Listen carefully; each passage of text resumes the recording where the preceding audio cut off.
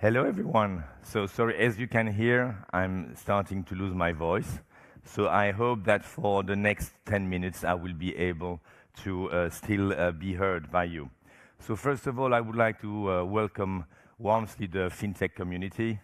I would like also to welcome, the state secretary that are going to come over, Thomas DERMINE and Mathieu Michel.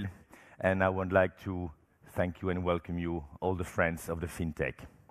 So let me state a little bit here on this board. This year, the summit team will reflect today's challenges, the context and the repeated crisis. We'll try to devise the following. How can we bounce back? Which is actually the theme of the summit. So what are we observing today? Since 2008, we jump from one crisis to another one. Some were clearly expected, and some other less expected, or less likely. We can cite the subprime, pandemics, the war, the inflation. But no matter the crisis, whether it was expected or not, we could never tell the exact timing when it would happen. And it's always a surprise. For the last 3 years, the pace and number of crises are starting to overwhelm our society and our government. And this is somehow reflected in our high level of sovereign debt. But this is just the beginning of a soaring sovereign debt. Concerning the challenges, the environmental challenges, we all know that the debt will have to be worsened because we need to move from one paradigm to another paradigm, from fossil energy and a society of consumption towards zero impact and renewable. This is a huge challenge, a huge investment, and you will hear later Thomas DERMINE speak about the challenges that are ahead of us.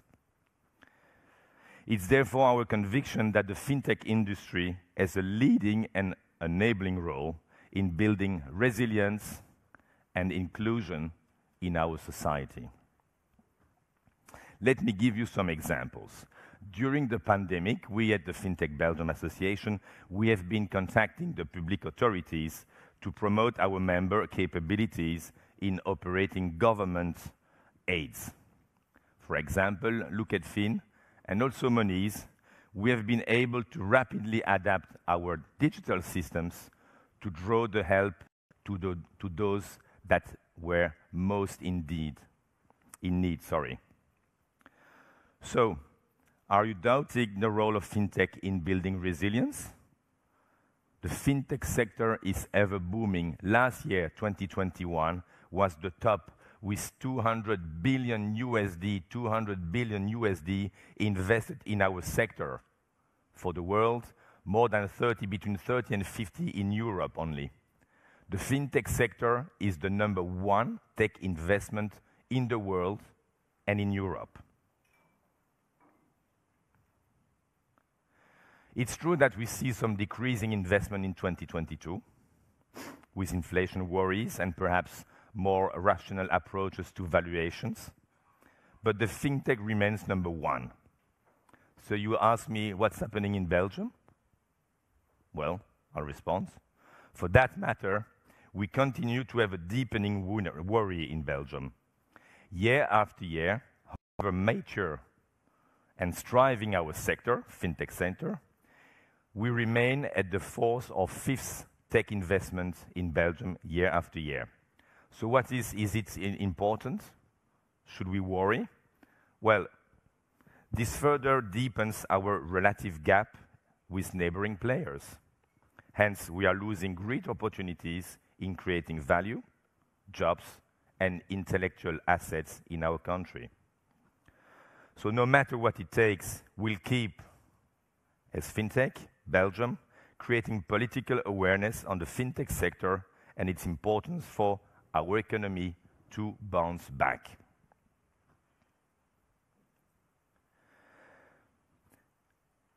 In the 7th edition, We will address the most burning questions regarding digital finance, with a special focus on open data, ESG, resilience, as Toon just said, but also technology such as AI, cybersecurity, and blockchain. And before I pass the word to Karel, some few words on our association. This year, we have been extremely active. I would like, first of all, to really thank warmly all these FinTech lovers that are supporting our association. I would also like to warmly thank our sponsors, without whom this type of events, which is #1 event in FinTech in Belgium, would never happen. In 22, more than 130 members, are a part of FinTech Belgium, and we have opened up 2 additional memberships. One for innovating banks or incumbing initiatives, and lately, one for the academics. So for that matter, we are very proud to welcome KBC aboard, our association, which is one of the leading FinTech in Europe. Anything else, you will ask? Well, this year we have further boosted our FIRE hub. You know that FIRE stands for FinTech, InsurTech, Regulation Tech, etc. Tech. There are so many things happening in including finance. And we are proud to have launched our first FIRE Accelerate program that fosters collaborations between incumbent players and the members and our FinTech community. Last year, we have also jointly created the BACS, the Belgian Blockchains Association, as crypto continues to mature. Don't forget that last year, $30 billion have been invested in crypto projects throughout the world. Last but not the least, let me underline our partnership with Febelfin. This is not the first time that we partner to make this FinTech event happen. They have been supporting us since day one for building this summit. And next to their help in organizing this event, FinTech and the banks are working together to build a better society, more resilient, and more inclusive. So ladies and gentlemen, let us warmly welcome Karel Baert, the boss, if I can say, of Febelfin. Thank you very much. Well, while Karel gets on stage, I want to thank Jean-Louis, because for those who know him, this is not his usual energy level, nor his voice level. So we're rooting for you to bounce back as well. Thank you. Thanks. Jean-Louis. She's PDM. Dear all, it is a real pleasure to be with you today and to address the cream of the crop of FinTech in Belgium. Febelfin is more than happy to reconfirm its support to this important industry in Belgium, working closely together with our members. As Jean-Louis has explained us, the 7th edition of the Digital Finance Summit is about bouncing back. One sector that knows very well how to bounce back is the financial services industry. There is no doubt about it. I can give you a multitude of reasons why we can no longer compare the banks of, let's say, 14 years ago with today. I could talk about the fact that the banks have become more solid, better capitalized, have better liquidity, have a hugely sophisticated regulatory framework, much better supervision. But what I think makes the biggest difference is the fact that the banks have taken more and more roles for society. One of those roles is financing the economy. That's what banks do. It's transforming savings into loans. Belgian banks have indeed become more resilient, one of the topics of later today. Almost by definition, it has to do with major and significant change. As the economic and technological environment changes at a rapid pace, the financial sector must demonstrate on a daily basis that it can handle these changes, that it is resilient. And since the sector is closely intertwined with the economic fiber, it must also provide the resilience to other economic actors. During the recent COVID crisis, the industry has taken its responsibility by very quickly introducing emergency solutions, mainly based on credit moratoria and the introduction of government guarantees. During that period, the banks granted moratoria on their own initiative to individuals for about 30 billion euro and to companies for 24 billion euro. In a recent report, the National Bank of Belgium highlighted the important role the sector played during the COVID crisis, among other measures such as temporary unemployment. So banks were not part of the problem, but part of the solution. And we continue to play our social role in the current energy crisis. The financial sector is committed to help individuals to the best of its ability and guide them through the energy crisis by enabling a payment deferral on their mortgages. Banks are also ready to help companies and look for the best solution tailored to each company-specific situation. Another social role is to take our customers by the hand in their digital transformation, a topic closely linked to two other items on today's agenda, open data and technology. Along with FinTech, the banking sector has been one of the pioneers in digital for years. As you know, Belgian bank apps belong to the best worldwide. First, it was in the back office and today also in the front office. Every day, banking services lend themselves particularly well to digitization, especially since the arrival of the smartphone. However, a major challenge remains. We have to ensure that the technological project is fully inclusive. In particular, the weakest in society should not be excluded. Some studies suggest that up to 40% of our population is not or almost not connected or has not mastered the basics of digital tools.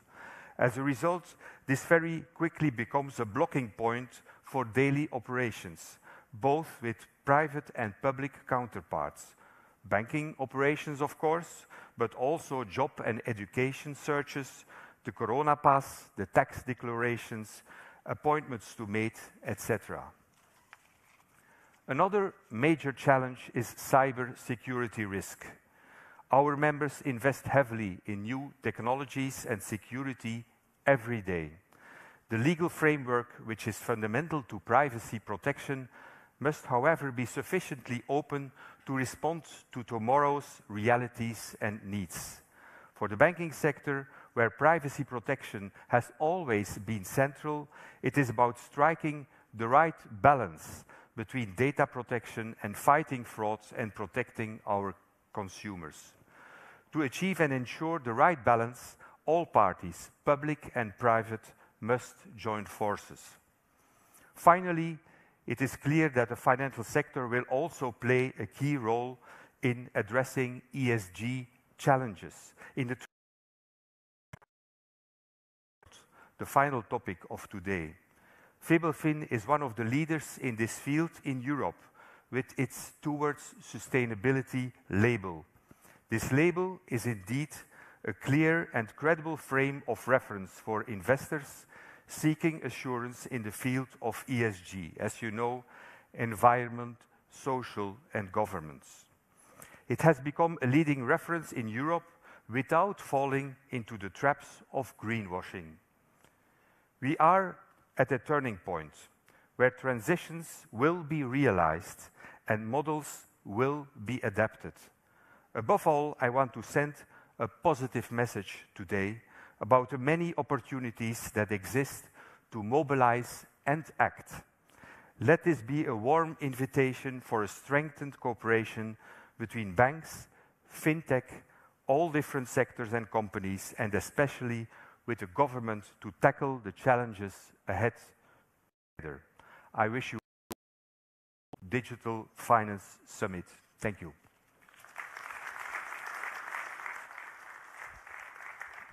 Thank you very much, Karel. Our next speaker is Thomas DERMINE. He didn't make it in time. He'll be with us later today, but we came very well prepared. So our Belgian State Secretary for the Recovery Program has sent us a video. And since this is the Digital Finance Summit, we're going to have the video. Hello, good morning, everybody. I'm very happy to be with you this morning, even though I could not be physically present with you today, but it was very important for me to be there at the FinTech Forum and to deliver a small message to you.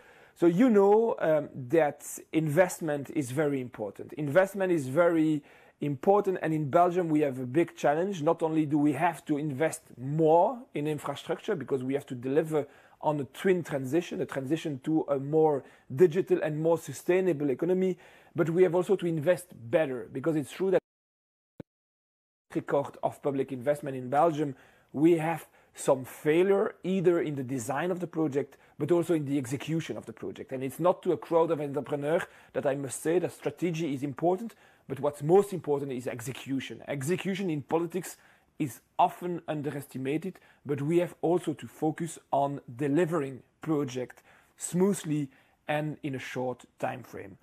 If I look at what we're trying to achieve here, we are trying to pushing public investment in Belgium. We have today about 2.6% of our GDP, which is dedicated to building infrastructure. And we know that infrastructure is important because if we talk about climate, we talk about infrastructure.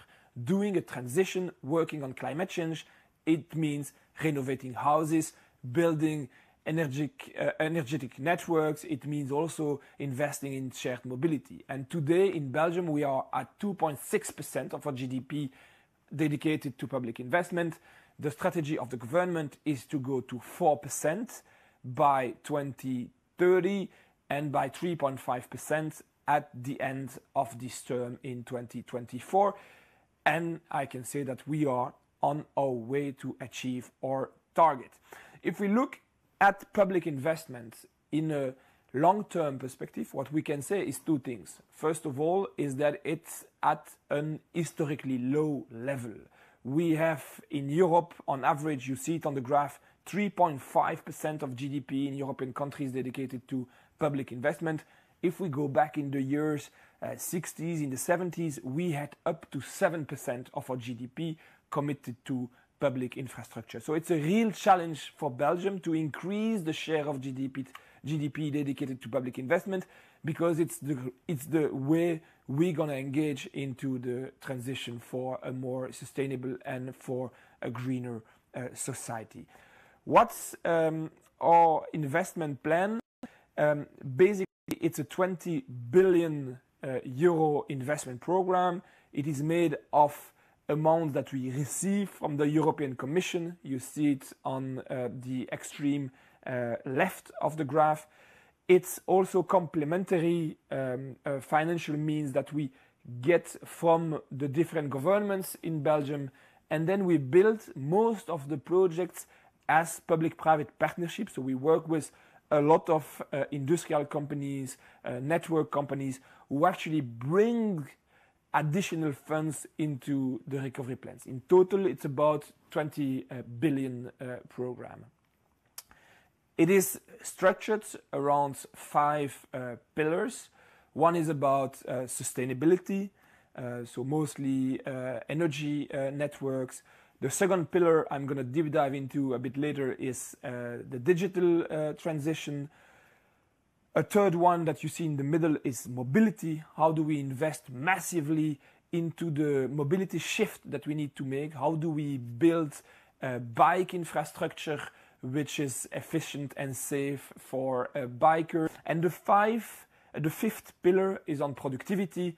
Belgium is still today one of the most productive countries in the world, but our productivity gap with other countries and neighboring countries is becoming smaller and smaller every year. So we need to keep on investing in research, in development, in very specific area where we can reach global excellence in Belgium to boost productivity, and that's what we do in this fifth pillar. And we also try to make this exercise a best-in-class effort to promote transparency in politics. I try to work on the implementation and the delivery of this plan exactly the same way I would have done it in the private sector or in a startup. We have put a website online, nextgenbelgium.be, where you can find all the milestones, all the KPIs, and the execution roadmap. If you have a specific interest in one project or in one topic or another, you can go to this website and you will see everything. So let's, in the second part, try to zoom on the digital pillar. So it's one of the 5 pillars of the plan. It's a very important pillar. We still have to do considerable progress in some key areas. I will just name a few.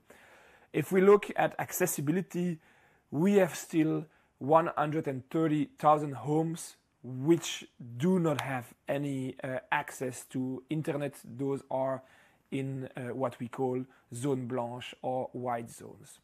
We still have structural under-equipment in schools, and we try to compensate for that by investing massively in the recovery plan. We do not use public data the way we should do. I believe that the data we have in our hands as public entities can really be gold mines for exploitation, for more efficiency in the way we deliver public services. We have to work and to fight to make these data available for research, also available for innovation and for startups. We have a huge exposure to cyber attacks. It's a risk which is massively underreported, but we have seen an explosion of cyber attacks in many companies, and no one is immune from exposure to this risk, from a very small company to very big entities. And the last but not least, and I think that's a challenge that you all face, we have an issue in how do we promote science, promote technology, promote digital schools among young people, and we have only 2.1% of our graduates which are ICT graduates, and that's something we have to work on, because the talent is going to be key for the growth of your sector, and not only your sector, but I believe the future welfare of society. In our plan, the digital dimension has a big share of the investment, with about 28% of the financial means which are linked to a digital project. We have, as you see, more than half of the components of our plans which are related to digital, and we dedicate 1.14 billion euro to invest in digital-related projects. We invest, I would say, in 3 main categories. The first category is public administration, and how do we work on increasing digitalization of public administration, especially focusing on applications that are relevant and that can make an impact in the life of citizens, in the life of business leaders. The second pillar is cybersecurity. We know that it's a massive investment we need to make, so we invest in military capacity, we invest in intelligence services, in fast reaction forces to combat cyber threats. At the verge of creating basically a fourth dimension to all our defense-related components related to cybersecurity. We believe it's an emerging threat, and we need to take this very seriously. If you've seen, the Belgian defense is on the verge of creating a specific entity dedicated to cyber defense.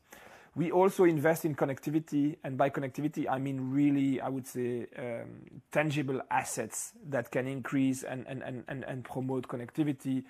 We have a huge issue in Belgium on deploying fiber, and we want to connect every house to fiber in the next few years.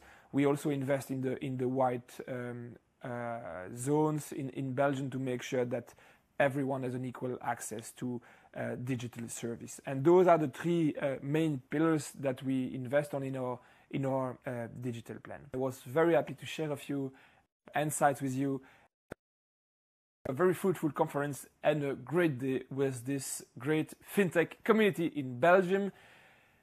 It's a topic I work on. I would like Belgium to have a specific roadmap for FinTech. I'm trying to coordinate with my colleagues, especially Minister of Finance, great colleague Vincent van Isterdael, to see if we can really leverage the power of Brussels, the presence of many financial institutions in Belgium, to design a specific action plan for FinTech in Belgium, and how can we work together on making this amazing country, Belgium, a hotspot for this new industry in the coming years.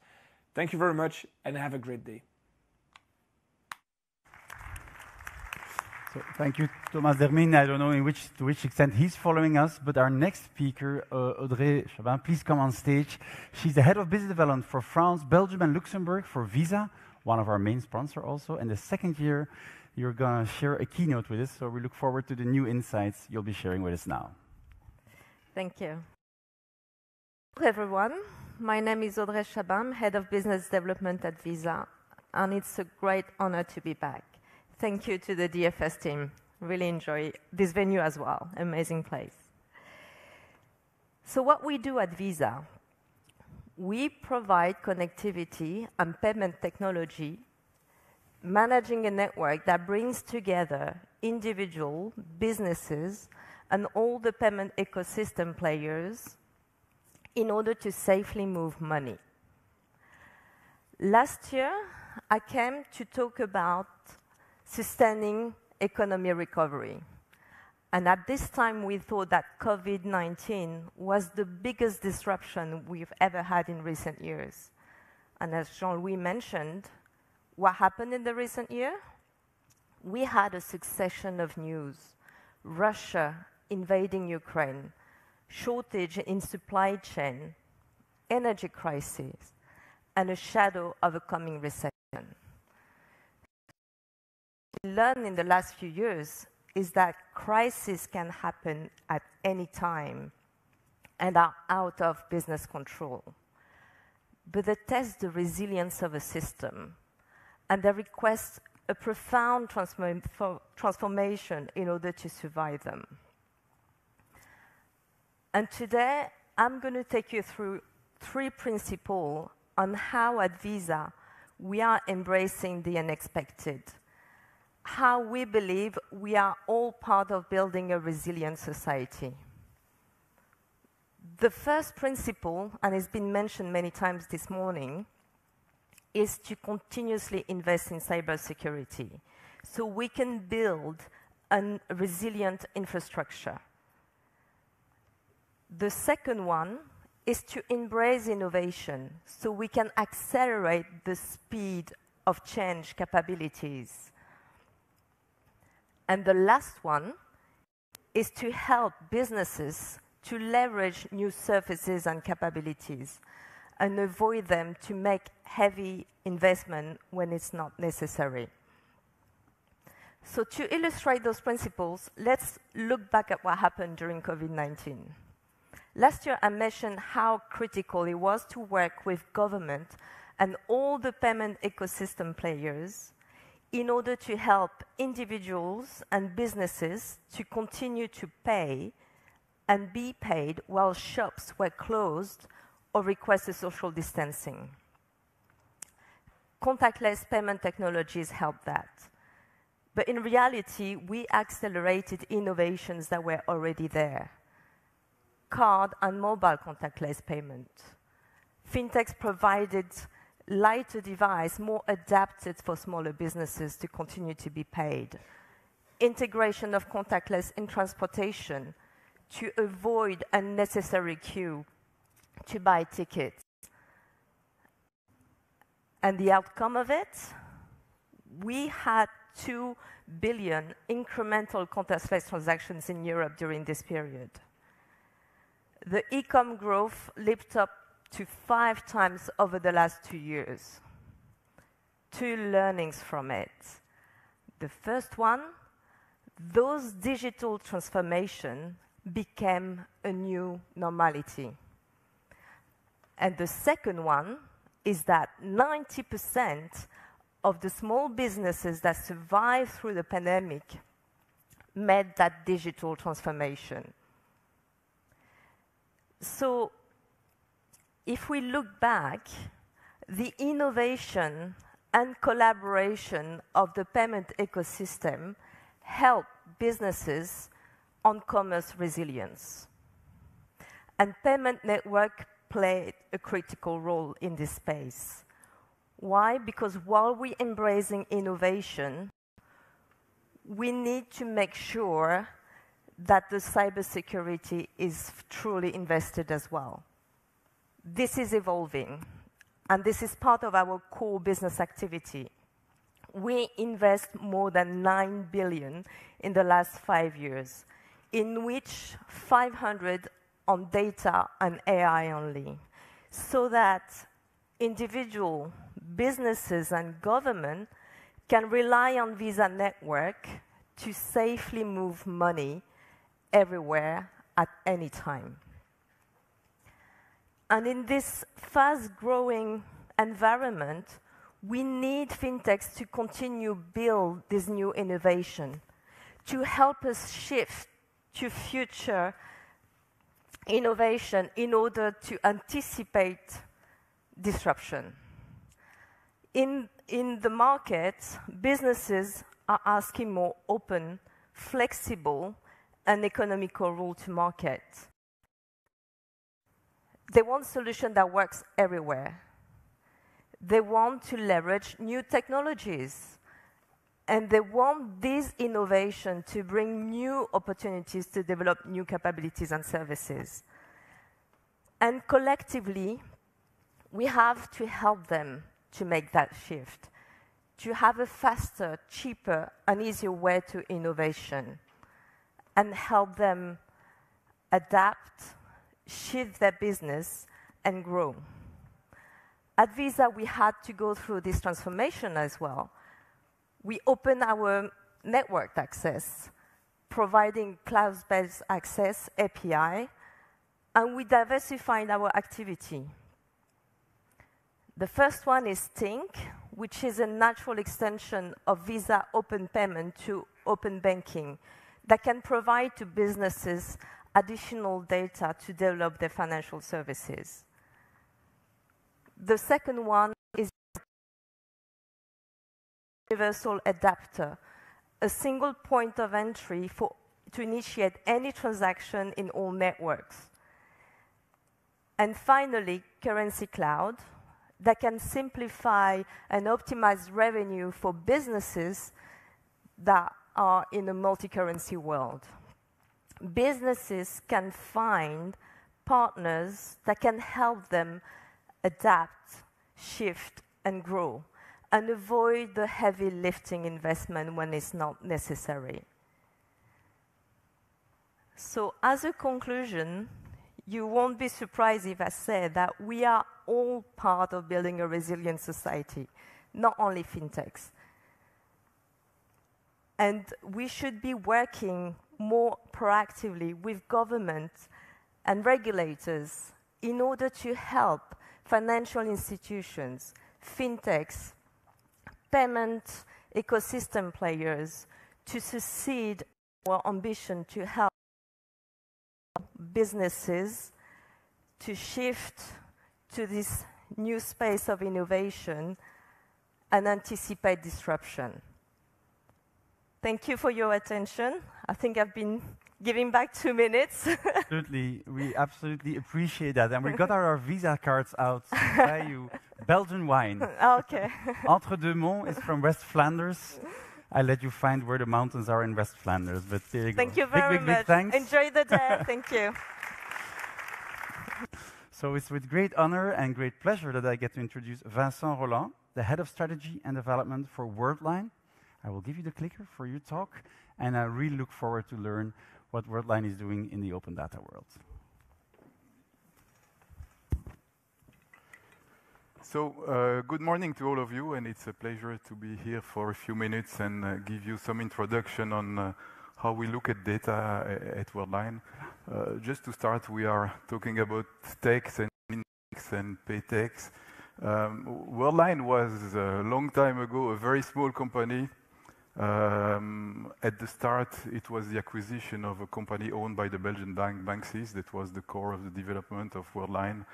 And the message I would like to pass to you today is that when I look back at what we were more than 10 years ago, we were very small. I mean, 100 million, 200 million euros of revenues. Today, we are almost close to 4 billion euros, number 4 in the world. So it is possible by being small, even in Belgium, to reach a world place and continue the journey. I mean, we are still, you know, behind the Americas and behind the big boys in the US, but definitely at a scale today where we can be proud that in Europe there is at least one leading company in the payment industry. Payments is, you know, is a big question about how do we serve our customers. We have a lot of merchants, we have a lot of consumers. Of course, the consumers are owned by the banks. We own the merchant sides. And when these people are looking at what is happening in their stores, e-store, physical stores, of course, they want to data. But the problem of the data is that the data are spread. And what I'm highlighting here is that a long time ago, you had, you know, a contract between a bank and a merchant. It was easy. All the data were at the bank level. We are now many years later, and the data are spread. They are spread over a number of people that have taken a position in the value chain. And if you look at that, you know, banks at the right side, of course, you need a bank account. Acquirers, the one that will commit to pay the merchants for all the transactions. Acceptance, the people that are routing the transactions. Orchestrators, the people that are starting to place, you know, to define where do I send the transactions. Do I send it to this party 1, to this party 2? Aggregators, people that are aggregating transactions and basically taking what we call a payment facilitator role. So, of course, all these people have data, different data, and you see some names of companies that are leading. Of course, aggregator, you can put Amazon in this category. And I'm sure that you will imagine that Amazon is not sharing data so easily. So, of course, when you are a merchant, if you have to look at these 6, 7 places where data are spread, it's quite mission impossible. The next one is, of course, there are new business opportunities because, you know, the data are not static, they are changing. Think about the payment schemes. In Belgium, for many, many years, we knew bank contact. Look at what you can do today at a payment point in Belgium. You have bank contact, Visa, MasterCard, Alipay, WeChat Pay. I can name all these buzz and Payconic recently that started to become a mobile app instead of a card-based app. Of course, when you pay with your bank card is quite stupid, right? I mean, you just introduce your PIN code. There are not many things inside the chip today. If you pay with your mobile, there is a mobile app. Of course, the mobile app is what potentially you are buying. So, you know, those payment schemes are also playing a role in understanding what kind of data are available. Digital onboarding, who am I? More and more, you know, you need to know who is this merchant, what is he doing, who is the UBO, where is this place of the world where the transaction is taking place. So, of course, the localization of the data. Mobile payment, now we pay with mobile phones and not with cards. Crypto, metaverse. In crypto, we have today some hotels accepting Bitcoins. Of course, you know, the way you handle the data of Bitcoins is a completely different subject. So all to say that the complexity of, you know, getting all this data is really a big problem for most of our merchants. And so when I look at those people and what they demand, the first thing they are demanding is one source. I don't want my data to be spread in 20 databases, in 20 extranets. I want one source for my data. So please give me the capacity to link all the data into one place. The second is my data. What can I learn from my data? And of course, if you are a merchant, you like to know where is the money, how much money I will get tomorrow on my bank account, what is my turnover this week versus last week. During the COVID times, I mean, it was amazing to see how many merchants were demanding, you know, how do I compare myself to the others? You know, a lot of stores are open, a lot of stores are suddenly closed. Am I, you know, the one losing market share? Am I winning market share?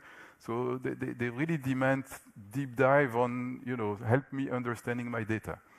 And the last one is my insights, is really translating those data in something meaningful from a business point of view. And on that aspect, of course, it means you need to partner with people that have this capacity to digest data in a meaningful way to help the customers. One example that I can give you that is to understand was the fact that during the COVID times, a lot of people were missing money, and the government suggested, okay, well, you know, how can we help these people to survive? Getting merchant loans. Easy way to get a merchant loan, of course, is, you know, when you can secure that transactions are taking place, so that at least the merchant has the capacity to repay. So how do you do that? You take the data, you analyze the data, the pattern of the data, you decide on the spot, of course, you know, I'm happy to grant 5,000 euros to these merchants today. The money will be tomorrow on the bank account. You don't need to go to your bank. You don't need to spend time calling people. You just go through the web. Data are analyzed real times. Decision is taken real times. And after that, of course, the repayment, you can tap the transactions as they come in and take a percentage of these transactions to repay the loan without any burden for these people. And I'm mentioning that because it's a business case, of course. It's granting a loan to a merchant. A lot of data that are used to secure that, you know, the decision that is taken immediately is really a sound decision. My advice to people that are, you know, interested in taking those data and offering data services to this population is, number one, get integrated, because to get access to all this data, you know, is it Amazon data? Is it a bank data? Is it a processor data? You need to be capable of using the APIs that these people are providing. So get integrated as fast as you can. Number two, increase usage and value. Make sure that, you know, these data are really meaning something for these people, so that, you know, they keep using it. And of course, having an app and having the capacity in this app to offer dedicated services that are easy to use is very important. The distribution of the app remains a challenge. I see a lot of people trying to say, well, I have an app, but nobody is using it. Of course, this is part of the partnering, because what we see is that, you know, the people try to verticalize. What a petrol gas company is asking today is completely different from, you know, what a bakery or a food retailer is asking. So the verticalization means getting closer to partners that are dedicated to some world. Give you an example today in the energy sector. Every day, the brokers, the day before they buy, have to say, I'm going to buy tomorrow for so much. So they need good analytics to say, tomorrow I will need so many megawatt and I need to buy it, and the price that I'm ready to pay is this price. The next day, and they have to put this money in guarantee. So you can imagine that the decision of how much money they put in guarantee is a critical decision every day. The next day, so yesterday they placed an order for so much, today they will buy 10 times during the day. So 10 times during the day, they will say, I take so much at this price, I take so much at this price. You cannot make these decisions without having all the data and the analytics available for you of how much of what I've spent is already spent, how much margins I make, or how much loss I make on these ones. And so the verticalization of the offering is extremely important. And then, of course, you need to create value for all the stakeholders. That's the most important, making sure that all the parties that are involved in this value chain, they receive some value. Because if someone is giving you data but is not earning anything out of it, of course, one day he's going to stop giving the data, and the long-term project will be probably in danger. Two things which are very important for us, at least, is on one side, you need to be at scale, because if you don't have the scale, of course, your cost position is not very good, and it means that you invest a lot of efforts and that you are not receiving your payback. And on the right side, big local, I see a lot of companies that are working on a local basis. And unfortunately, when you are local in this sector, at least where we are today, it is extremely difficult to convince the key stakeholders to play with you. You need to be somehow very much local because a lot of these things are local, but if you don't have some global reach, it's of course challenging. And this is all what I wanted to tell you today, so thank you for your attention and hope you will enjoy the day in DFS. Thank you. Again, the bottle was paid for with a Visa card, but it traveled over a merchant's site. So who knows you were involved in there, and the data are still out there. Thank you so much. Thank you very much. Our next speaker is Frédéric LEBEAU, who's a co-founder of Datavillage. And as you will notice, he got out of his corporate suit and into a hoodie. He used to work in a bank, like many of you, in a large financial institution. He doesn't need a step to get on here. And I would say, yeah, Frédéric, there you go with the clicker. Thank you. And tell us all about how you are opening data pods, and all the things Datavillage does. Looking forward. Thank you. Good morning. Good morning, everyone. So I will talk about the future of data sharing, which is about data collaboration. So a few words about me. As Toon said, my background is in the financial industry, software engineer, cybersecurity, innovation, and architecture. And in 2019, we created Datavillage with the mission to enable organization and individual to collaborate on data with trust. So it's not, I think, new for anyone here. Today, there is a huge amount of data collected, duplicated, and locked in organization silo. And there is an increasing need and appetite to move this data beyond those silos. It's simply because organizations start to understand that data gain value when it is shared. So typically is to achieve common goal, expand market research or market analysis, but also to create a new hyper-personalized product for common consumers, or even simply by processes, but processes that goes beyond a single organization or across entities within the same organization. So this has been started in the banking industry a few years ago by moving from closed banking to open banking, typically with PSD2. And now the market is shifting to open finance by extending the scope of financial data to other financial data. But at the same time, in other industry, let's say that other industry are also moving to something called open economy, open data, which is about opening data across different industry, in healthcare, retail, utility, telco, education, and so forth. So in that context, there is an interesting evolution about what we mean by data sharing. And this is clearly something that is coming into the market the last, let's say, few months and more or less one or 2 years, is about the evolution of data sharing. So talking about data sharing is about transferring data from one entity to another. Data marketplace, we all know marketplace is more or less the same. It's just that it's about buying and selling data, but it's also about transferring raw data.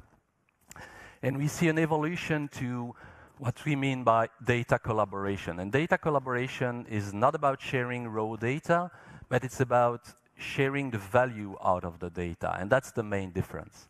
And the other main difference is about the fact that it's not only about sharing the data, but it's about sharing the data and the algorithm that is processing the data. So this is clear evolution that we see. Typical collaboration model, I would say. There are two main models. The first one is B2B model with multiple organizations that would like to collaborate on data and algorithm, that pool their data together with algorithm and get insights out of this data. That's the first classical model, I would say, in data collaboration. The second one, a bit more advanced, is when the individual, the consumer, is involved in that collaboration, meaning that the consumer brings the personal data and consent. We talk about zero-party data. So consumer bring data into that collaboration, and organization can run their algorithm on these data, get insight, and provide new products, hyper-personalized products, on their common consumers. So that's important. It's really on the common consumer across different organizations. Of course, there are challenges. Challenges about regulation, ever-evolving privacy regulation, the fear of sharing. So organizations still fear of losing control and losing competitive advantage. And last but not least, we all know that processes are quite complex and expensive when it's about sharing data with third party. So let's come back a few minutes on the regulation. And I think there are good news here about the European data strategy and the fact that European is really leading in that area, is front runner in bringing new regulation. So Europe is bringing a set of new regulation enabling data sharing, data access, data use. There are a lot of interesting regulation. One which is really interesting is the Data Governance Act that will be applicable more or less in Q3 next year, which will bring the trusted framework to enable data sharing between organizations with government and bringing the notion of data intermediary, which are the legal and trusted party enabling this data collaboration in this trusted framework. So all of this regulation will bring new concepts at the European level, which are about data spaces, data space across different organizations, enabling data sharing across different organizations. Another very interesting aspect that we really like at Datavillage is about new technology, new privacy enhancement technology. So very short, what is this about? It's about sharing without showing. So such technology enable individuals to pool data and algorithms together to access new insight while keeping control and confidentiality on both data and algorithm. So this technology really enables new ways to collaborate on data. Typical example, and there are many examples, typical example in the financial industry is about collaborative fraud detection. So different institutions and financial institutions pool their data and algorithm in a confidential computing environment, meaning that the data remain fully encrypted even in use. So nobody can see the data except the trusted algorithm that can access the data to run the process of fraud detection on a set of combined data from different institutions. Meaning that the participant that initiated that process can get the rating, the scoring, and only this derived data. The participant does not access the raw data, neither the algorithm if there is some IP on the algorithm. And good to mention that this is not only happening in the financial industry, in other industry, typically media, where we see frenemies, meaning competitors in the media industry that pool their data, user analytics together to get better market insight about the behavior of their user to be able to compete with the global players such as Netflix or Disney or other actors. So they are really creating that collaboration in a trusted environment, making sure that the competitors does not see the data each other. Another example, which is also interesting, is when the consumer are coming into the picture, into that collaboration, and combining privacy enhancement technology with personal information management system, meaning that the user, the consumer, manage their data, control their data, and can bring data from another industry. So in this example, bringing telematics and car data under the control of the end user, and the insurer can bring the algorithm to the data in this trusted environment. So everyone keep control. User keep control of the data, you keep control of your location data, and the insurer keep control of the algorithm. The insurer only the results, so the scoring your behavioral profile, for instance, and can give you typically adaptive car insurance without getting access to your data. So my conclusion would be that the open data and the future of open data is clearly about data collaboration, which is about collaboration on data and algorithm. There are three things. First, the regulation are really moving in that direction, about enabling more and more data sharing in a trusted framework. Technology such as privacy enhancement technology are bringing much more trust and privacy than before. And last but not least, we see also, of course, that organizations start to understand the benefits of sharing the data and being able to manage the data as a product. Thank you.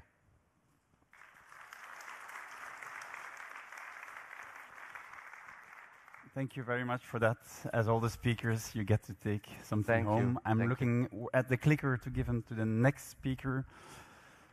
Next up is Laurent Bailly from Visa. He's already also skipping the stair and jumping on stage. Here's your clicker. I have your official title, Head of Product Strategy of the Global Banking Division, right? Yeah, exactly. Fantastic. Go ahead. Can you hear me? Yeah. Not sure. I can't. Yeah, okay.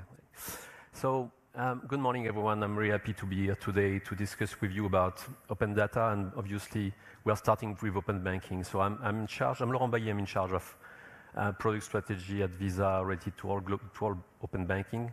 And I'm working closely with Tink. As Audrey has presented this morning, Tink is a FinTech that you know well in the open banking space, and that is now part of Visa family.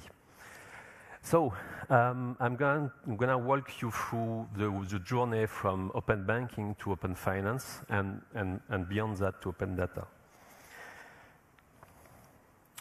So let's start with a definition, right? I think most of you know about that, but open banking is about exchanging data and services, not only data, by the way, it's also services between financial institutions and between third-party providers.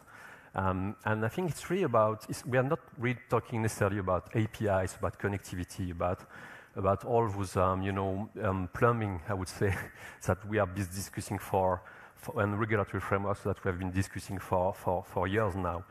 It's really about creating new services and new value for the markets, for the ecosystems. And it's about, as a consumer, your right actually to access your financial data. It's a right to give access to your financial data to a third party to bring you new experiences and services. So, open banking is live in Europe now. It's live in the UK. It's live across the globe. There's some adoptions that we can see across the globe. In the UK, for example, in June this year, there was actually 6 million of active users that are using open banking solutions. So it's really taking off. And we are now in a momentum where we are more again moving to a solution than technology or data. And we are more and more talking about the solution we can bring to businesses. And part of the solutions, the 4 key solutions that we see are first onboarding. It's a way for when you onboard to a new service to confirm that you are the actual owner of the account. The second one is risk decisioning with all the data that you fetch from your account service provider. Is about assess, detect some risk patterns and decide what you want to do with that accordingly. Third pillar is about financial management, and more broadly, all the solutions that you can build on top of the data, right? So it has started historically with PFMs, so personal finance managers, but more and more solutions are built now on top of those data, like, for example, loyalty, or for another example that everybody knows about, being able to evaluate your carbon footprint, for example. And the last pillar is about payment services, obviously. This one is really nascent in the open banking world in terms of volumes of transactions. It's limited today to one-off payments, but it runs increasingly on account-to-account real-time payment rails, but not always real-time payments. So, this said, if we think about the ultimate target, I think this is the vision that everyone has in mind, right? When we talk about open data, is the fact that we can build new services, new apps that can aggregate a lot of data from multiple sectors. And you can see open banking actually is part of open finance, that itself is part of a wider data set, which is called open data, with all of the other sectors, by the way.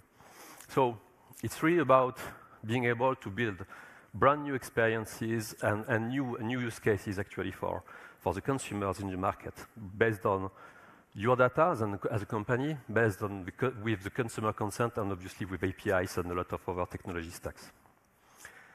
So we are not there yet, to be honest. It's still a long way to go.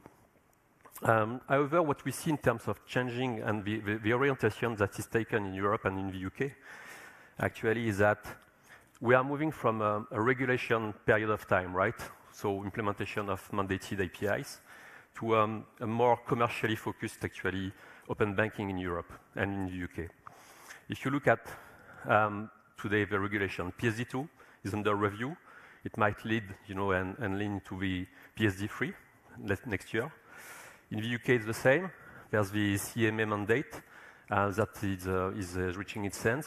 It means that they are now looking to another governance for the implementation of open banking. So the question is really what's next in terms of regulation, and it's not necessarily a new regulation that will come. There are also some commercial opportunities, and I think the SEPA payment account access scheme is really interesting to focus on. Basically, it will enable, hopefully next year, the introduction of premium APIs, which means APIs that run on top, actually, of the regulatory APIs. So new APIs, new services, and the introduction of an economic model, so the capacity for the banks to get new revenue streams, actually, from those APIs. And we believe it's a very good incentive to get quality APIs and new services. Some example of APIs that will, or services, are variable recurring payments in the UK, or dynamic recurring payments in Europe. And this is about, you know, today open banking payments is really related to one-off. You pay for one good and service, and that's all. Now this feature introduces the capacity, actually, to give a third party the right actually to initiate a payment on an ongoing basis without any SCA and based on a limited set of parameters under your control, under the consumer control. So it will improve the proposition around payment. And if we go a step beyond, we have all the open finance and / open data discussion. I will just flag two things here. The fact that the European Commission is working on an open finance framework is supposed to be issued in Q2 23. And the second thing is about the SEPA payment account access scheme, which is about to include actually in the consultation that we have seen this summer, some provision for open data. This is the ultimate vision for this scheme as well. So we are heading to the right direction in the space.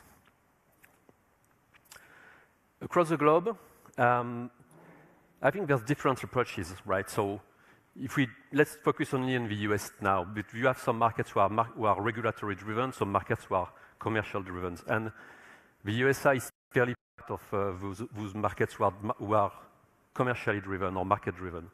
There was no regulation so far. But even in the US, there's now some plans actually to include some regulation at one point. So there's a mix, as you can see, in the most advanced market, there's a mix between commercially driven open banking with regulatory driven open banking. It's more and more a mix of both. Before finishing my presentation, I just wanted to do a focus on how data could help actually leverage resilience. I think there's in this world of uncertainty, we have the prices that are increasing, the interest rates are increasing, and the ECB is estimating that by the end of this year, there will be 1.4 trillion, not billion, of euros that might be non-performing loans, right? So, which means consumers that cannot repay their loans. And it creates a lot of issues in the markets, lenders, but also for consumers, right? And it's where open banking could help, right? Because by providing actually better understanding of the incomes, better understanding of the expenses, better risk assessment, in particular when it comes to overdraft. So there's a lot of insight. I would recommend you to download this good piece of information from Tink, which is really about how lending could help and open banking could help lenders actually to increase the resilience. So that's it. Just to say that the move to open data is a journey. We just need to move from open banking to open banking, I would say, version 2, with a more commercial focus approach to open finance and then to open data after that. But it's an interesting journey for an open data economy in Europe. Thank you.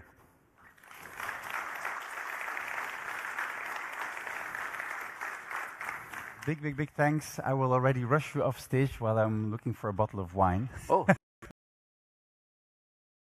On with a panel. So I'm going to invite the panelists all to come on stage, and I will already clear the panel and prepare everything for the host to introduce her guests. Your host is Hiba CHAMAS. She traveled in from London, right? So thank you for that, for being with us physically. And I will let you introduce your guests as we speak. Okay. Hello, everyone. My name is Hiba, and I'm a VP of International Sales at Tenerity for Connect, a customer's loyalty engagement engine based on machine learning and AI. Today's panel is on open data and its effect on finance. According to McKinsey Global Institute, economies that embrace data sharing for finance could see GDP gains of between 1% and 5% by 2030, with benefits flowing to consumers and financial institutions. Improved financial services are emerging as a key element to boost growth, raise economic efficiency, and increase productivity. There's a wide shift towards an open data economy. So let's see from our panelists today what open data is and how we are measuring success when it comes to the use of open data in the finance world. I'll just begin by introducing my panelists. I've got, from my far left, Frank, Head of Digital Trust Solutions at Proximus Luxembourg, enabling secure and swift omnichannel client journeys. Marc, VP of Isabel Group. Jo, Strategic Partnership Manager at MetaMaze, an intelligent document processing scale-up that automates complex document streams for banks and insurers. Laure, Enterprise Solution Specialist Data and AI, working as a trusted advisor in data modernization, analytics, and AI, specifically focusing on financial services industry at Microsoft. And Sigrid, General Manager, Corporate Strategy and Innovation at KBC Group, responsible for defining the strategic and innovative directions of the group. So, Frank, let's start with you. What do you think open data is? So thank you for the kind introduction. Hello, everybody. Open data has a few aspects. So one is that is data, as the name states, that is openly available, shareable, editable. The other part is about everybody. So everybody should be able to access that data. Then other points about the purpose. So the purpose of using this data should be, profit, but non-profit equally. That should make a difference.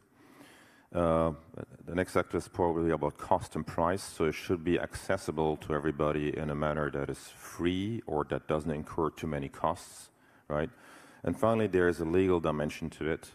Normally, it is governed under open, data, open license systems, so that basically you can reuse the data and you have a certain legal certainty that you can do so. But our discussion will show that, their legal parameters can give it more or less limits. So again, it's open for everybody, multiple purpose, basically free and legally framed.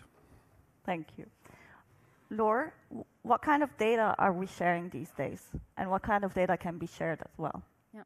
I think for this question, it's actually interesting to look towards the spectrum of data in the way that it's described by the Open Data Institute, because it ranges from closed data, indeed data that is only accessible by the company, for example, a confidential business report, towards open data in a way that Frank described being fully accessible.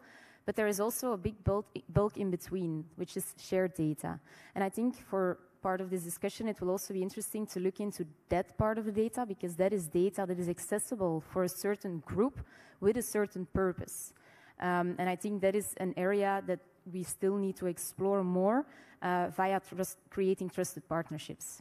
So it goes broader than only the fully open data, in my opinion. So there's a lot more to share. Yes, for sure, for sure. Great. Sigrid, how is open data shaping financial service industries these days, like with banks? That's a good question, because with PSD2 a couple of years ago, we got a kind of flavor what open dataness could mean. because initially we saw it as a kind of threat. We were obliged to open our account information to payment providers, and we were afraid of jeopardizing, first of all, the security, but also of losing our customer relationship, because all of a sudden there were other players in between us and the client. So this PSD2 actually forced us to accelerate in innovation, and actually that's what open data also will do. It will force us from banking perspective to even accelerate in innovation, because open data, and ideally you have 360 degree of view on your customer, will enable us to change the way we interact with our clients. And it will be more about proactive, contextual, relevant, and all these buzzwords. And it's also in that regard that we are actually looking at our distribution channels. And at KBC, we started to develop the AI-driven digital assistant, Kate, just to make sure that we keep the relationship with the client. So this 360-degree view on clients will enable us to keep our position and will force us to be even more innovative. And are you working on your own internally, or are you merging with fintechs and working in collaboration? For our digital assistant, we have our own data team. It's a large team within KBC. But for the technology, we work together with Microsoft, with Google, so the big tech. So we don't consider them only as our enemies, but also as our friends, in order to enable this. Because AI, we consider it as a core competence within KBC, so that we don't outsource, but technology-wise, we reach hands to make sure that we have strategic partnerships. Great. Laure, could you give me an example, like a case study you've been working on open data?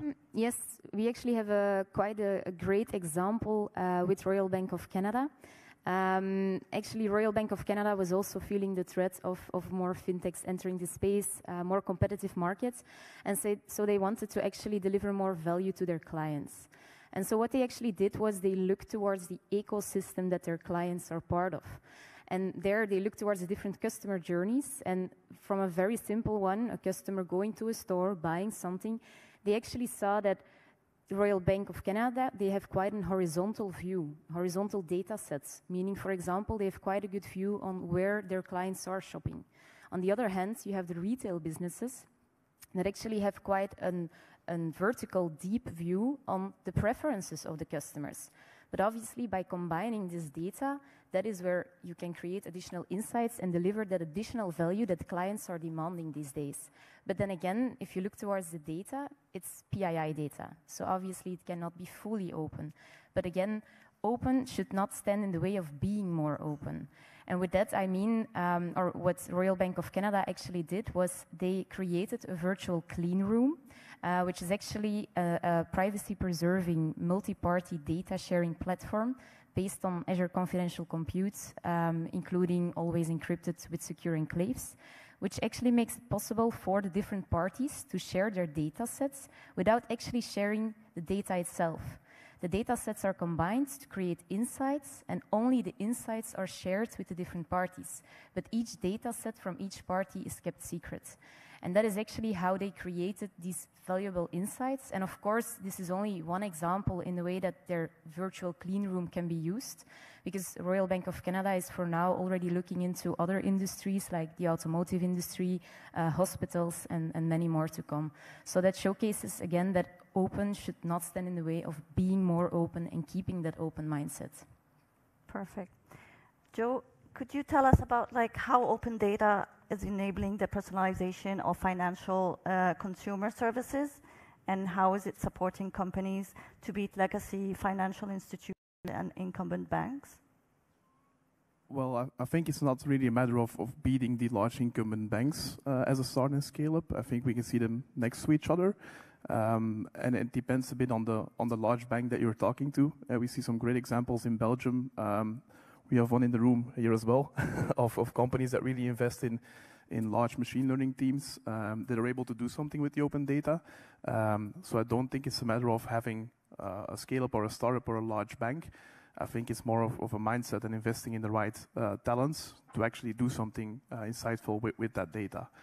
So building machine learning teams, really looking toward those personalization skills to build that kind of technology is more important than being a large or a small company. Frank, do you think we have reached the hyper-personalization level when it comes to open data and digital financial services? So actually, we were starting point really in this field. And interesting, as just alluded to, there are different layers to this, right? There's data as a raw material, basically, and there's basically insights. So that's the next level. And basically, we will talk later about what you can do beyond this. And there's what I call business cases where you can say, okay, I want to use data to protect my client. And this is basically the first pillar. So for this to work in a certain way, you need to build trust. People will only be willing to share data if there's trust. So, and if it's done through certain API platforms, we have a use case with Monizze-Up, for example, Luxembourg. What is important to them is actually that the people who participate in this platform are identified, KYC'd, and so on. You need to convey really that, I'm always looking at the final client's perspective, that security and trust that their data will be used in a responsible way. That also leads into explainability, right? How is it being used and these kind of things. The other aspect's got to be convenience. So if it's not convenient, if you want, for example, clients to opt in and all that is not convenient, they're not going to do it. And the third pillar, and I'll leave it at this, is really value. We need to convey value to the clients, why they should actually share their data. And there's different reasons why they could see value in this. Better services, less fraud, something that's really tailored to them, not these ridiculous emails that you clearly see they're not aimed at you. That message is not for you. It is definitely not, you don't need this and you still get it and things like this. I'll leave it at this, but building on these three pillars that are where we're really in our infancy, because I talk to so many people, you ask people like, how relevant to you are actually most of the messages you get from your banks or your financial service providers? The honest answer will be like, 90%, quite frankly, waste of my time. They don't know who I am. Okay. So on building trust, let's take building trust with Frank's answer here. Do you think, Marc, do you think fintechs and financial services providers are operating under the principle of explicit consent of sharing the data? And do you see a slow adoption from consumers on open data because of the trust issues? Well, hang on. Do you hear me? Okay. This is done. So I think indeed, what Frank said is very important. If they don't understand what value they get from sharing their data, they're not going to do it. And the value can be quite different from one person to the other. Frédéric talked about hyper-personalization thanks to data. That's exactly what we're talking about here. You know, the one-size-fits-all is dead. You need to find out how you can explain to people and companies what they can get from it, what better decisions they can take in order for them to even consider sharing data. And then comes the sharing part and trusting the whole process. And that's where we still have a long way to go, in our opinion, in the sense that even though you have, in the context of PSD2, pieces of regulations such as SCA and all of that coming into play, the way it's sometimes implemented by the banks themselves is not really conveying trust. So it's not always understood properly by the users, at least the payment service users in the context of PSD2. So there's still a long way to go there to make it very clear what's happening. When something goes wrong, why did it go wrong, and what's the solution for them? Because when a company wants to share data and then it gets refused in the banking channel, but the banking channel just says something went wrong, the trust level just drops drastically, and they don't come back. So this is something we see. There's although the technology is there and we already have a way to make this happen, the trust is not there yet. Marc mentioned banks. So there's like a lot of focus on banks because we know that fintechs and the innovation is there. So for the incumbent banks or the more legacy run banks, how are you creating that regulatory environment to keep consumers feeling safe about sharing their data without slowing your innovation? So indeed, from any kind of company perspective, the more data you have, the better. Then you can hyper-personalize. But of course, at KBC, our top priority is customer protection. And there we do see, because indeed there is reference to banks, but there are a lot of players active in the financial industry because of PSD2, and it are not only the neobanks or fintechs, but also big techs. And there you see that the framework under which incumbents work is still different than the framework that big techs and other companies are working, although also active in the financial service. There is regulation, but there is still a difference. So that's one of the aspects that we are looking at, like a more equal playing field, just to protect the clients. Because do you think that people believe that they got a lot of services for free, for instance, at the Googles and the Facebook, but actually they do pay with their data. And so in an ideal world, people start to see their data as a currency, actually, with which they can pay, and not just like, okay, I tick a box, and without even realizing their data is actually being used. So within KBC, we have heavy debates with our legal and compliance department just to make sure that from business perspectives, this hyper-personalization is there while protecting the clients. That's utmost importance. But we were already thinking and brainstorming what can we do, because regulation is acting. You have the Data Act coming along with the connected services. You have the Data Governance Act. So intermediaries who want to share the data and develop the platform. PSD3, as already mentioned in the visa presentation, is also coming along. But we were thinking and brainstorming, what if there would a kind of open data regime for all sectors and not just for the bank sector. In Australia, this is the case, and it actually exploits data economy. And another thing we were brainstorming on, we all know like the eco scores for products or the Nutri scores for products. Why wouldn't we have a kind of trust score for all kind of companies that actually treat our data? Then you can work on this trust aspect. So a lot of but within KBC, a consent framework is like legally and monitored from compliance perspective, because protection of customers is important. Thank you. And Jo, are we making it easy on consumers to share their data? I'm happy to hear compliance framework and banks, because it's something that we struggle with a lot as a machine learning startup in banking. So there's two things. One is the data that banks already have to actually do something with it. Indeed, it's hard. It's hard to get the right permissions, to have the right legal structure to start building these types of use cases. So it takes time, often months, maybe a year, to actually implement something that's useful. So that's one thing. And then the second thing that we see is that there's still a very small part of data that is available. If you look at banks, insurance companies, they receive maybe hundreds types of data in PDFs, emails, whatever, and it's a bit our business, but they still don't do anything with it. There's lots more sources that they can use to fill their databases to actually start doing machine learning projects, but it's still very limited. The projects that we see are aimed at a few use cases, but still lots of the data is, I think 80% of the data is still unstructured and not used for any use case. So yes.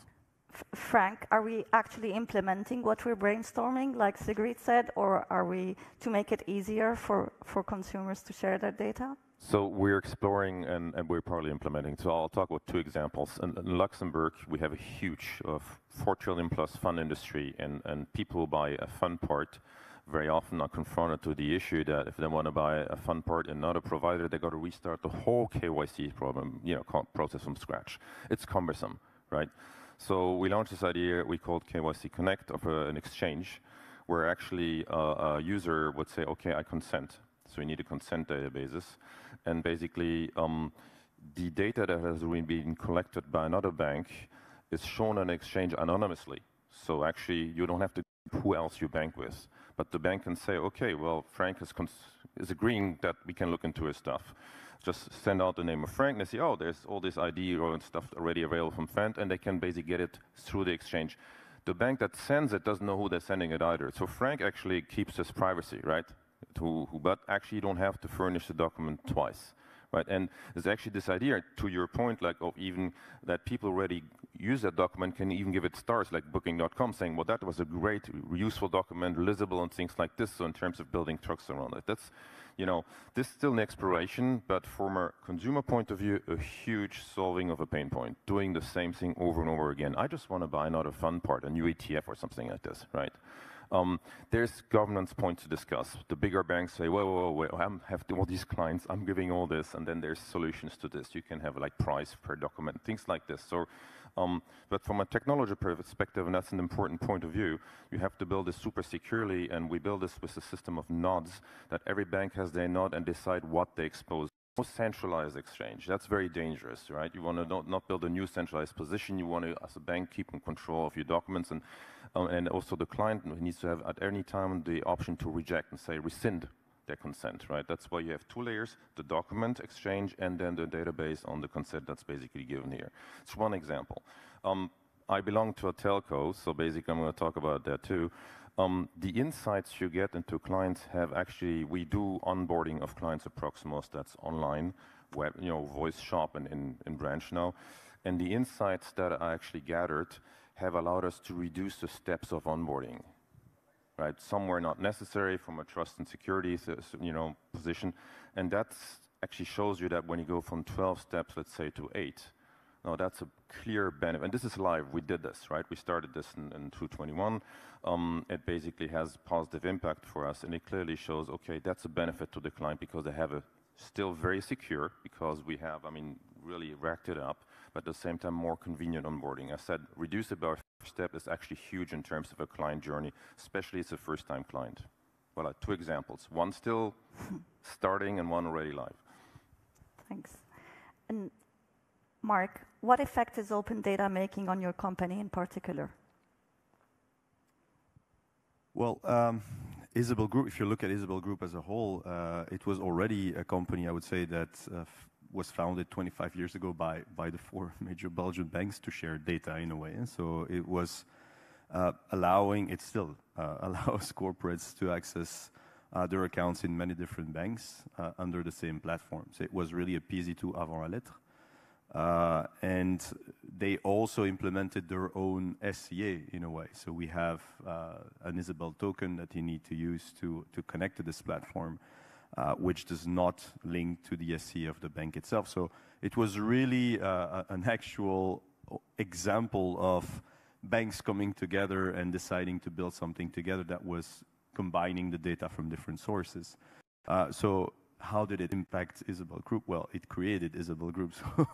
So I would say it's a pretty big impact. And now we're really expanding into all different areas. PSD2 being one of them, which are the products that I'm responsible for. But also when you look at what's happening with e-invoicing, for instance. So I think we touched a little bit we scratched the surface on one major problem when sharing data, which is also how is the data formatted? Because we do have a lot of documents and emails and all of that, but that's not really data in itself that you can use as such. You need to find a way to extract the essence of that data and then to figure out a way to use it. And today there's still a lot of information, like you said, that's just into even, you know, paper documents, PDFs, and all of that. So the world runs on PDF today. Eh? So and all of that, or Excel, of course. So sorry, I forgot to mention Excel, and it will still run on Excel for quite some time. Got Microsoft here. Yeah, but still, yeah. But anyway, so the getting to the essence of the data we have is a critical part of the journey as well. What PSD2 did, it was to introduce dedicated interface. Everybody decided to do APIs, which is already a choice in itself. The law says dedicated interface, not APIs. So by going into APIs, we're already choosing a path there towards somewhat structured data, because it's not because you have APIs that you always have structured data. The ones working with PSD2 know what I'm talking about. And you still need to extract the essence from this and understand what the data means before you can use it. And there is, in my opinion, 2 major elements that come into play. The first one is indeed, what are the incentives for people to provide cleaner data or better data? That's one of the discussions around PSD3 today. So that's to me one at least. The second really is how protected do we make that data? Because and for which purposes? You're going to be very keen on maybe sharing data if you know it's going to be used for the right purposes and treat it respectfully and all of that. Today, it's still a bit fuzzy, and it's not cookie banners that are going to help us, in my opinion. So we're still very far from a good framework that makes it happen. Laure, how's open data has effects on Microsoft? I think the most straightforward question would be the technology that we nowadays provide. But I would like to emphasize that to reap the value out of open data or data in general, it takes much more than only technology. It takes people, it takes skills. You need to write data, you need to write people, you need to write technology to actually turn it into that insights, which is in the end what you're trying to achieve. And actually at Microsoft, that is one of the reasons why back in 2020, we created our own open data campaign with the main goal to actually try to close a data divide. Because as mentioned in the video of Thomas before, data is gold and we need to make sure that we can exploit it and that it's there for the many and not only in the hands of a few. And so our open data campaign, it's actually based on 3 specific pillars.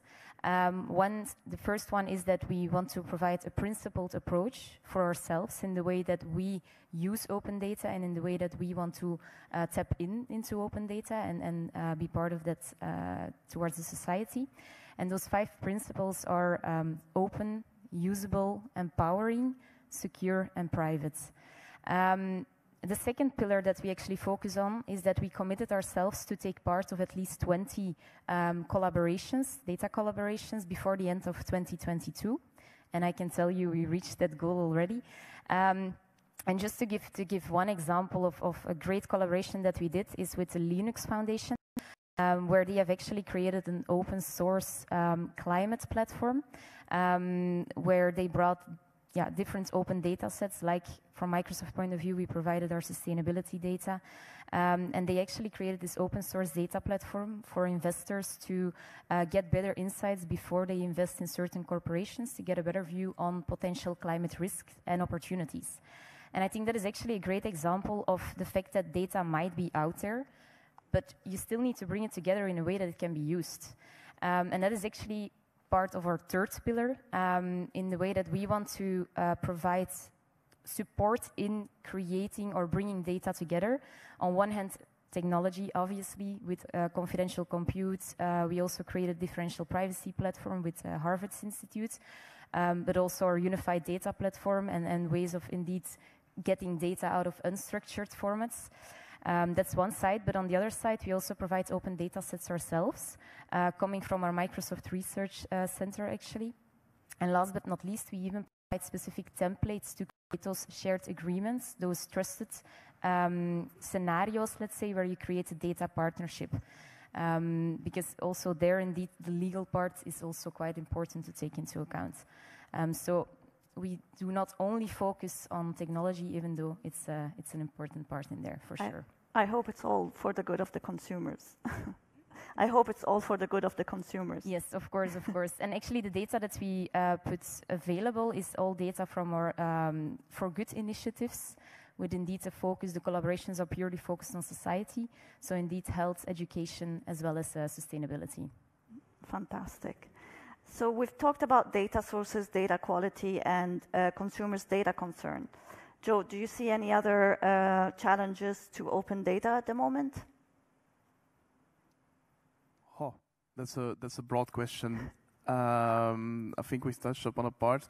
I want to go deeper into the data quality one, maybe. I'm a huge believer of data-centric AI. So if we want to do things with the data, it's very important that we keep the data clean. And it's not a matter of having huge data sets. If they're going to be polluted, your models will not perform that well. So it's really important to have clean data And then I'd rather have less data that is clean data than a big data set that is very polluted. So I think that that's going to be a topic as well. If we're working with open data and then different contributors, how do we keep this data, and then especially going to shared models and things like that, how do we keep the data clean so that we get the right performance out of these AI models in those types of use cases? Okay, and Sigrid, how do you see tackling these concerns? Can open data, can kickstart like open data, open banking, open finance, as all three are related to each other, and how can we contribute to the economic growth with benefits to both consumers and corporations? Yeah, as already mentioned, there is the idea now that data will not be centralized in one data vault or data storage, but storage points of your data. And what we see now today is that these various vaults or data storage, they cannot communicate with each other. So there is a transferability issue. That's one aspect we need to tackle. Another thing we need to tackle is linked to quality is actually the authentication. You can actually claim whatever you want, but we don't know whether it's true. So the authentication is also important. And then the third one, from consumer perspective, is the user control. Who needs to be in control? It's not the companies, but actually those to whom the data belongs. And the three aspects we see are being taken up also by the Flemish government, but also by the EU, by working with technologies like solid and self-sovereign identity, because self-sovereign identity will be the way forward. Also within KBC, we don't only brainstorm, we also implement. So we are working on being a custodian of identity and really put the customer in control of his or own data, and that he can decide with whom he will share for how long. So it's on the blockchain technology, so the verifiable credentials is there. So that's also one aspect, because if you need to show that you are above 18, we don't always want to show how old we actually are. Just knowing that you're above 18 is once in a while sufficient enough. So that's one aspect which is good for the client. And the other aspect linked to the blockchain is the fact that these verifiable credentials are there, and that we can make sure that the vaults are connected to each other. But indeed, governments are also working on it, and we from KBC want to develop this vault in which clients can save the data, and that it can be with conditions shared to other companies. Great. Marc, how are we managing success when it comes to good use of data in the finance world? How would you say we could manage? How could we say it's successful? That's an interesting question. I don't necessarily have an answer to it. I think specifically in the financial sector, I think at some point it goes back to why we're doing all of this in the context of PSD2, and we're doing this so that consumers and businesses can make better decisions in a safer way. So the question is, are we making this safer? And are we making decisions better for consumers and companies? And as long as we have not said yes to all of those questions, we're not successful. So that is to me, why are we doing this? I don't have a KPI to give you that you can track and do you have an example from your personal life on like how you shared your data and it was a success or it wasn't a success?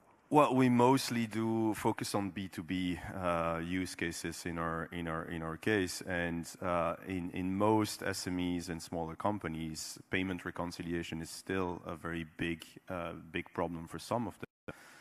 So by simply using basic services from PSD2, we can automate that entirely and make it a big time saver for some of those companies. These are just small victories. It's not the big, huge success that we all expected. So we're not there yet, I would say, even on the PSD2/open finance part. I would also like to come back to one thing that was said, that data is gold. I think data is more like uranium than gold, in the sense that it's dangerous to manipulate. and it can be weaponized. And that is also something that we need to be very careful about, because it puts a lot of burden also on all the actors. The risk of data breach increases. The more we open up services, the more attack surfaces we create for hackers and all that. So we also have a responsibility to this. It's not just about, you know, making business and money. It's also about making sure we make all of this safer. To me, that's really one of the very important parts. You mentioned KYC. We also do some KYC, shared KYC at Isabel, but using these new frameworks, these new legal and technical frameworks to make it safer for everyone in the industry is a key aspect of all of this. And it also applies to other sectors, not just finance. On finance, we're very focused on fraud and anti-money laundering, because we are, you know, under the supervision of our regulators to make something in order to prevent that. But other industries are also, you know, could also take part in that fight by combining data from other industries together with financial data. We can even combat fraud in a much better way than we can do today, because what we have is just a narrowed down view on a person or on the activities of a company. If we could get more, then we can actually start fighting, you know, money laundering in a much better way. So it also opens up this idea that sharing data is not just for the sake of sharing it. It's also that with the right amount of data, you make it safer for everyone. So to answer your question, because I know it was a long answer to it, I think as long as we cannot say clearly that we made things safer thanks to PSD2 and open banking, we haven't succeeded yet. Great. Frank, so there's been mention about open banking, open finance, and open data now. So what's next? What's the innovation looking like? I want to rebound on Sure. the comments. So I think there are certain benefits, and I'll extract myself from finance and come back to it, which are indirect. So if in medicine my data is used to improve a treatment, I will benefit from it directly or indirectly, right? So more indirect in this case, right? So I can see the value, or somebody in my family and things like this. So in finance, it's imaginable if we improve fraud detection that everybody in the financial work benefits from it. So, you know, I think everybody understands that. And maybe this needs also to be communicated, right? We as an industry reduce fraud because of this technology, right? We keep you safe. Then there are direct impacts. I'll give you two examples. Again, I'm extracting myself from finance. I mean, there's this airline, I booked my ticket there for years. And I always get this page when I want to rent a car or, I don't know, buy a lollipop, and I never use it. I mean, they should know by now. I don't care. They're wasting my time with this page, right? If they had a minimum of insight in what I'm interested in. On the flip side, I had a hotel chain, and I once booked an opera through them. And next time I came to a city, they told me, oh, by the way, there's an opera. Now this is great. This is valuable. Personalized. To me. This is personalized, right? And this was a machine who did it, and hats off to these people, right? Okay. And another hotel chain actually now allowed me to check in, putting my passport in the machine myself, type some code, and I got my room key. I was done in 30 seconds, right? Flipping back to finance, it's very much possible that if they see me investing and I want to legit things to me, right? There's MiFID, and these complexities limit the scope, but this is something that could actually happen, and they could make it relevant to me. Or they could actually propose some type of advice linked to the investment to me. They realize, actually, maybe he, you know, and then kind of equate this to my lifestyle and things like this. So this is, sorry, I'm rebounding on certain cases that make it, my mind at least as a consumer, very lively. Future. I think that we talked about different layers of sharing. So data is a raw material, and I really love the analogy of uranium, right? That goes both ways. That we could maybe not only share the data, be open about that, but also share the tools we use basically to interpret and give data its value. So there was recently a very interesting meeting we had with some banks, basically in Paris, about sharing algorithms. Algorithms are actually machines that learn how to work with data and give them value, and fraud algorithms. So the idea is, why don't we only share fraud data, but we do share the algorithms that have been used to detect fraud, because they have learned something. And if mine works well, I can share it with others. and we all benefit from it. So it's not only about sharing data, but also the tools to manage the data, right? And sometimes it can be easier to share these tools than the raw data itself, also from a legal perspective, actually, right? Because I haven't shared my data, I just shared something that helps you find a similar insight, right? The other thing is also the technology zero knowledge proof is giving more choice to the consumer. I mean, if I need to prove I'm over 18 or 21, that's all I need to prove. So sometimes you set up a system where it just says, okay, this is a proof that's indisputable that this person is over 18, so they can do whatever they want to do, instead of having to give my birthday actually and my birth city, which is not relevant to the person I'm communicating this. So these are two avenues. So sharing the tools, but also sharing maybe proof instead of data. So on that, what would you say the best strategy, an effective data strategy for corporations to use? Anyone? Sigrid? At KBC, we want to evolve to a data-driven strategy, and a number of questions are linked to this strategy. So first of all, one of the questions is, which data sources do you actually want to use? That's an important question, because as you said, data quality is extremely important. Maybe it's better to have less than polluted. So that's one question we answer. And then if we know which data sources you want to use, how will we use them? Eh? Because there you come into the data protection part and compliance and legal. So it's not up to like it's the free world in the data. So these are two important questions that we need to tackle. And then the third one is, of course, the technology part. And the fourth one is, with whom of the companies do we cooperate? So it actually links to what Laure said in the beginning, like with the virtual clean room. It's not sharing your data. Maybe it's better to share the insights so that you don't need to be open on everything. But the two first questions which you really think about is which sources, because of the quality, and secondly also with whom. But but I want to come back to the personalization, because indeed what you said on investments, this is actually what we are now implementing. MiFID compliant, of course, but in two manners. So first of all, indeed, the digital assistant will send push notifications based on your behavior that we see. Maybe, we see you invest with other banks, but not with KBC. So there are some triggers. But also, we developed a Kate not only for clients, but also for our own employees. So lead management, the next level, as a matter of saying. So they get leads, and we see that the conversion of these leads is much higher than the cold prospects. So that's a bit referring to the question of the KPIs. Do we have KPIs on this hyper-personalization? We look at the conversion rate that of the messages we send either to our employees or to the clients. And we notice that that sometimes your clients are not reactive to it, so there is something wrong in the push notification.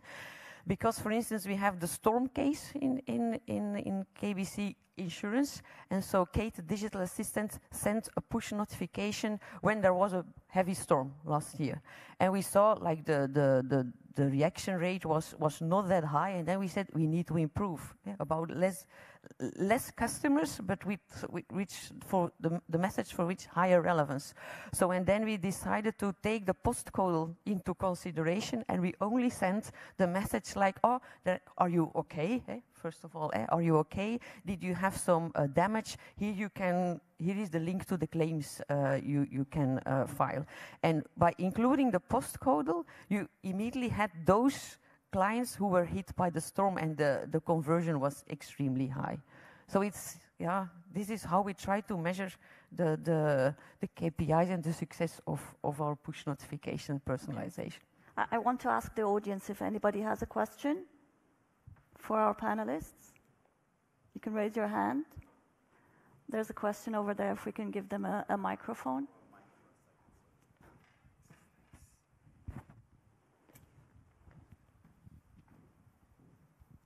Hello, good morning. I'm Pitian from Rock Estate. I think this is all great, and it sounds like, let's say, a rosy world where everything is perfect and everybody shares data, and I'm actually missing the reality here in this story, in the sense that ultimately it's about companies trying to make money.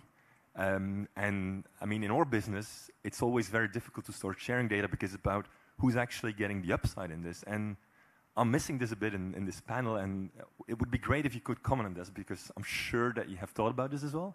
So yeah, thanks for enlightening us on this. Jo, do you want to comment on this? And you'll have to be brief. Yes. I'll be very brief, and I think it was touched upon briefly. If we can highlight the benefit for customers who share that data and improve customer experience, and I think they will be more open into doing so. Yeah. I think we've heard some concrete examples from Yeah. Frank about his hotel hotel experience. Or even the shared KYC with his customers' banks. Share more information with smaller banks. So of course there's this initiative. Then you create a governance. These are very interesting discussions. So maybe you put a price on sharing, right? The value on data, and you're really touching the nerve here. So when you're willing to put value on data for the consumer, but also the user, you have to find a governance, and we're extracting from technology to make it shareable in a manner that's beneficial to everybody, right? So I have one use case, but these discussions are real, and I hope this helps you kind of gauge it in a certain way, right? So a brief closing remark from everyone, just a brief one. Laure, shall we start by you? Yeah, that's fine. I think as a closing remark, I would say, again, don't let open stand in the way of being more open. There is technology available to still share data in a secure and privacy-preserving manner. So there is a way to exploit uranium in a secure manner while still keeping privacy and security at the center. Thank you, Sigrid. I will have a closing remark linked to the question, Yes. because in the end, it's all about happy customers. And if you do whatever you do within a company based on data, and customers are not happy, you will not be doing it for a long time anymore. So that's really actually the guidance that we take. Jo? Well, I'm just looking forward to all the types of data that we can include in these use cases, and then how this can scale towards more types of data. Marc? Yeah, I will summarize it as your data, your rules. So yeah, you should be able to share your own data in the way you see fit. Frank, briefly. So various sources say that by opening data more, we can increase GDP in Europe by 1.5%. And probably in terms of where we are currently and having opened our data is max at 10% of the potential. So there's huge value out there. So let's go for it. Great. So we've realized that the formula for growth sounds simple. Customers want to be provided with personalized experiences, regardless of where they may be on their own digital journey. The challenge, however, remains in execution. And I hope by today's panel that you got some answers to that. Thank you.